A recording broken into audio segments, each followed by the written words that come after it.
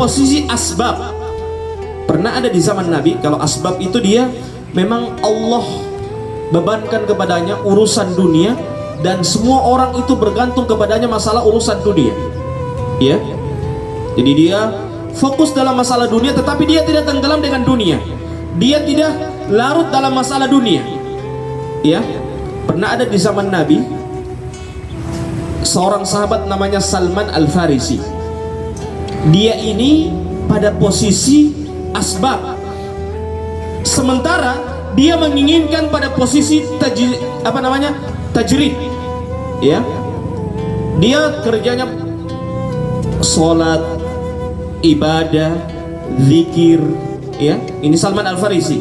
Dia sholat, ibadah, zikir terus menerus di masjid. Ya, dia tidak perhatikan lagi istrinya, dia tidak perhatikan lagi keluarganya, dia tidak perhatikan apa yang menjadi tanggung jawabnya. Hal itu ditanyakan kepada Nabi Muhammad SAW. Dia pergi kepada Nabi. Apa Nabi katakan? Nabi katakan kepadanya, Inna li zawjika alaika haqqan. Sesungguhnya istrimu memiliki hak. Wa inna li zawrika alaika haqqan. Tetanggamu juga memiliki hak, dan temanmu juga memiliki hak. Fa'ti kulladzi haqqin haqqahu. Maka berikanlah sesuatu itu sesuai dengan haknya. Ya, ini teguran kepada siapa? Kepada Salman Al-Farisi, karena posisi beliau sebagai asbab, tetapi beliau menginginkan tajrid. Beliau sudah fokus dalam berzikir, fokus dalam sholat, sementara masih ada tanggung jawab beliau yang beliau harus tunaikan. Ya, makanya kata Nabi Muhammad SAW mengatakan dalam sebuah hadisnya apa? Kafa bil mar'i ithman ayyudayyi'a may yaqut. Cukuplah seseorang itu dikatakan berdosa ketika dia menelantarkan apa yang menjadi tanggung jawabnya. Ya, jadi kalau tanggung jawab, jadi tidak ada orang yang mempermasalahkan masalah dakwah, tidak ada orang yang mempermasalahkan masalah zikir, tidak ada orang yang mempermasalahkan masalah ibadah, tidak ada.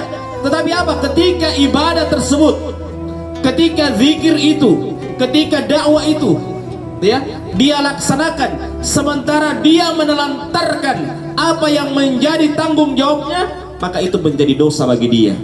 Ya, misalnya seorang istri misalnya datang di majelis ilmu, ya, dia mengatakan, oh ini ya Abi, ini majelis ilmu, sementara orang tuanya, sementara suaminya dia tinggalkan dalam keadaan sakit. Ya salam, ini musibah. Harusnya apa? Yang dia tunaikan adalah siapa? Suaminya. Begitu juga seorang anak, ketika dia berbakti kepada orang tuanya, dia hanya memilih datang di majelis, sementara orang tuanya dalam keadaan sakit. Ya, dia hanya memilih pergi di majelis zikir. Bukan masalah majelis zikirnya yang salah, tidak. Tetapi apa? Ketika dia menerapkan sesuatu itu tidak pada tempatnya. Karena kadangkala ada orang yang menerapkan sunnah tetapi tidak sunnah cara dia bersikap. Ya, jadi sunnahnya benar, tetapi cara penerapannya tidak sunnah. Ya, hadirin yang dimuliakan oleh Allah Subhanahu wa taala, inilah yang perlu kita perhatikan pada saat kita melakukan kehidupan, menjalani kehidupan. Kita bukan hanya sekedar mengetahui sesuatu, tetapi yang paling penting adalah bagaimana kita menerapkan juga apakah pas atau tidak. Ya, karena kadang-kala orang memaksakan kehendak. Oh ini sunnah ya akhi, ya.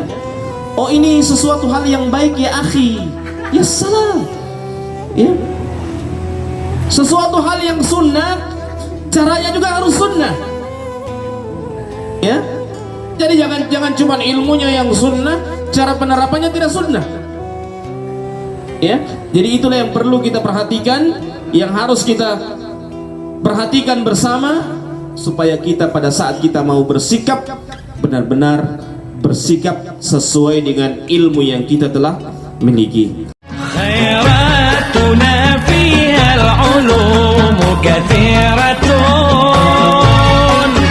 khairatuna fihal ulumu kathiratun, fastaghni min halak takun kal muflisin.